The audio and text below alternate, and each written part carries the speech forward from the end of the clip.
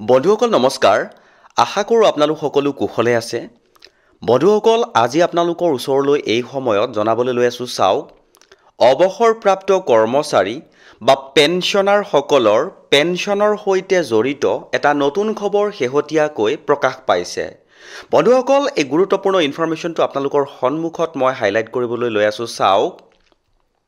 লোকসভাত প্ৰকাশ পেনশনাৰ সকলৰ পেনশন বৃদ্ধিক লৈ প্ৰশ্ন উত্তৰ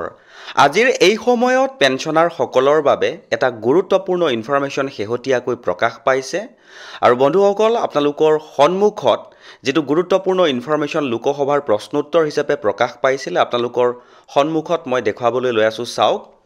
ইনফৰমেশ্যনটো এনেকৈ প্ৰকাশ পাইছিল government of India ministry of labour and employment Lok Sabha Question number 208 to be answered on 1/12/2025 আৰু আপোনালোকৰ সন্মুখত মই এই গোটেই যি ইনফৰমেশ্যনটো প্ৰকাশ পাইছিলে পেনশনাৰ সকলৰ পেনশন বৃদ্ধিক লৈ এই গোটেই ইনফৰমেশ্যনটো আপোনালোকৰ সন্মুখত মই অসমীয়া অনুবাদ হিচাপে জনাবলৈ যত্ন কৰিম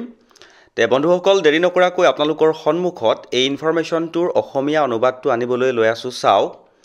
অসমীয়া অনুবাদটো আপোনালোকৰ সন্মুখত দেখাবলৈ লৈ আছো এটা গুৰুত্বপূৰ্ণ ইনফৰমেশ্যন বুলি ক'ব পাৰি আজিৰ এই সময়ত প্ৰকাশ পাইছে ভাৰত চৰকাৰ শ্ৰম আৰু কৰ্মসংস্থান মন্ত্ৰালয় লোকসভা প্ৰশ্নৰ সংখ্যা হ'ব 208 আৰু প্ৰশ্নসমূহ আপোনালোকৰ সন্মুখত দেখাবলৈ লৈ আছো চাওক চৰকাৰে EPS 95ৰ অন্তৰ্গত ন্যূনতম পেনশন 1000 টকাৰ পৰা বৃদ্ধি কৰি 7500 টকা প্ৰতি মাহে কৰিবলৈ কোনো পৰিকল্পনা কৰিছে নেকি যদি নাই কৰা ইয়াৰ কাৰণ কি মূল্য বৃদ্ধি অব্যাহতভাৱে বৃদ্ধি পাই থকাৰ অৱস্থাত EPS 95 পেনশনাৰক কিয় ডিয়াৰনেছ এলাউন্স প্ৰদান কৰা হোৱা নাই বৰ্তমান EPS 95 পেনশনৰ পৰিমাণে জীৱন যাপন অতি কঠিন হোৱা দেখা যায় এই পেনশনাৰ সকলক জীৱিকা যোগ্য কৰি তুলিবলৈ চৰকাৰে কোনো পদক্ষেপ লৈছে নেকি EPS 95 পেনশনাৰ সংগঠনসমূহে দাখিল কৰা দাবীবোৰৰ বিষয়ে চৰকাৰে কিবা ব্যৱস্থা গ্ৰহণ কৰিছে নেকি যদি কৰিছে তেতিয়ালৈকে কেনেকুৱা ধৰণৰ পদক্ষেপ গ্ৰহণ কৰিছে জনাবলৈ উল্লেখ কৰিছে তে বন্ধুসকল আপোনালোকক মই জনাবলৈ লৈছো যে এই যি কিটা প্ৰশ্ন কৰা হৈছিল এই কিটা লোকসভাৰ প্ৰশ্ন উত্তৰ কালত প্ৰশ্ন কৰা হৈছিল আৰু ইয়াৰ উত্তৰো আহিছিল আপোনালোকৰ সন্মুখত মই উত্তৰসমূহ জনাবলৈ যত্ন কৰিছো প্ৰশ্ন এৰ পৰা এফলৈ উত্তৰসমূহ হ'ল EPS 1995 এটা ডিফাইন্ড কন্ট্ৰিবিউশন ডিফাইন্ড বেনিফিট ভিত্তিক সামাজিক নিৰাপত্তা আঁচনি এমপ্লয়িজ প্ৰভিডেন্ট ফাণ্ডৰ মুঠ পুঁজিৰ উৎস হৈছে নিয়োগকৰ্তাৰ অৱদান বেতনৰ 8.33% কেন্দ্ৰীয় চৰকাৰৰ বাজেটীয় সহায় বেতনৰ 1.16% মাহিলী 15000 পৰ্যন্ত